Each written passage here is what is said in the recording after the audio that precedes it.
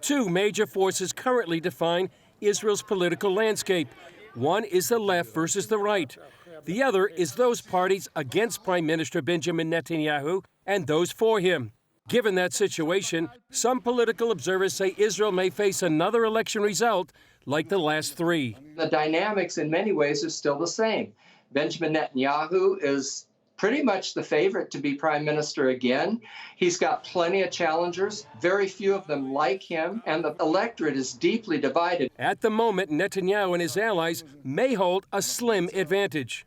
It looks like Benjamin Netanyahu and his preferred coalition partners are hovering right around the 61 magic number out of 120 Knesset members, which is what he needs in order to form a majority coalition. But the math is very tenuous. Math is the key to Israel's elections, and the goal is to get those 61 seats in the Israeli parliament to gain a majority and form a coalition.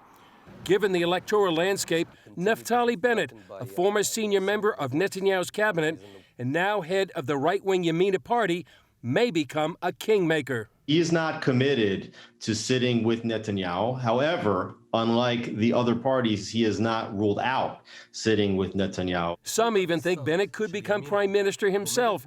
He told CBN News he's up to the challenge. Well, I'm running to become prime minister of the state of Israel.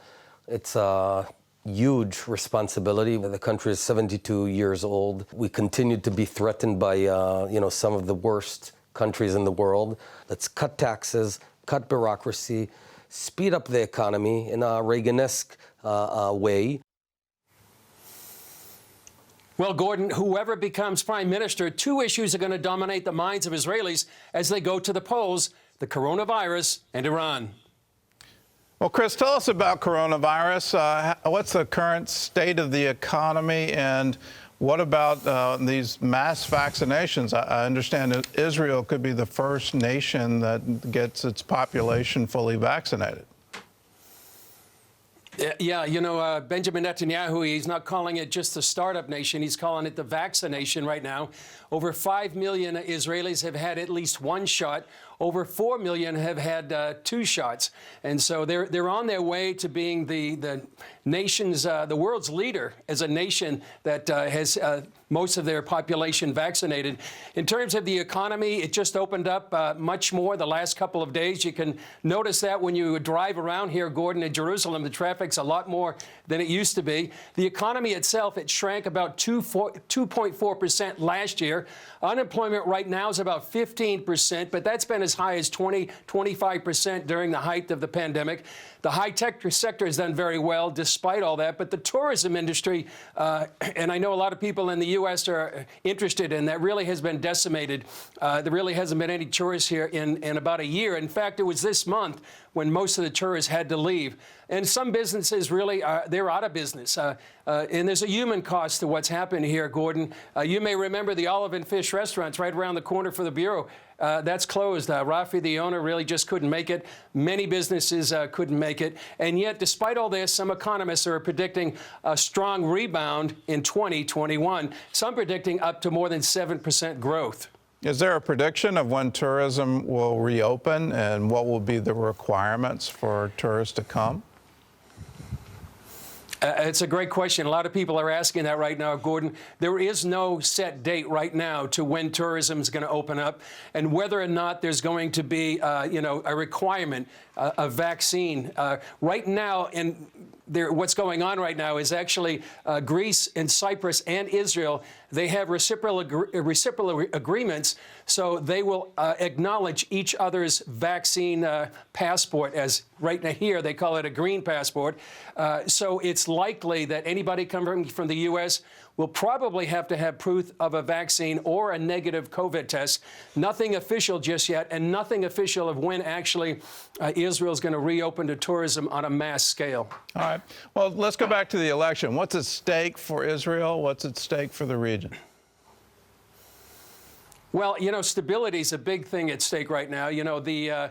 Israel's been in this political quagmire for about 2 years, the fourth election within 2 years. Right now, they need internal stability for Israel. Economically, they really need to have a passive budget. They haven't had a budget for 2021 as 2020. And so they really need some stability to emerge politically, economically, and certainly around the region, stability is key, especially now when Iran seems emboldened since the inauguration of President Biden. They seem to be taking steps to pressure the new administration into re-entering the old Iranian nuclear deal. So they need stability to face Iran. They need stability, in their view, over here, Gordon, to be able to stand up if the U.S. does go into another policy of appeasement against Iran and its nuclear program. And also they need that stability to continue the alliance of Israel and many of these Gulf nations.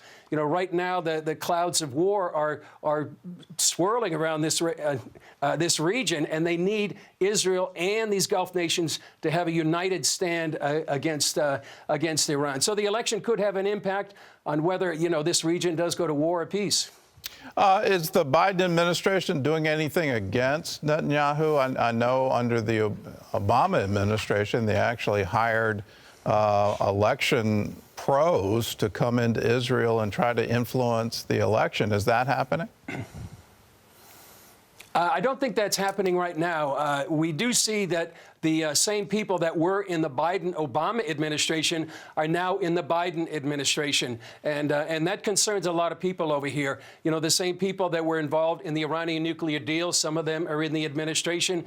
Some of them are very anti-Israel, and that really concerns people over here as well. I think the main reason, Gordon, would be re-entering the Iranian nuclear deal. And the signal, at least right now, is that the U.S. is saying, we're not going to lift the sanctions on Iran unless you go back to the original Iranian nuclear deal. And so this is face-off between the United States and Iran about the Iranian nuclear deal. Nevertheless, over here, they're concerned there'll be some way that the Biden administration will try to re-enter that deal and really, in their view, over here, put Israel in peril. And that's why you hear some of the comments coming out of the IDF Chief of Staff, Avi Kohavi, Benny Gantz, the defense minister, sort of saying, we're going to take military action, if necessary, to stop Iran from getting a nuclear bomb.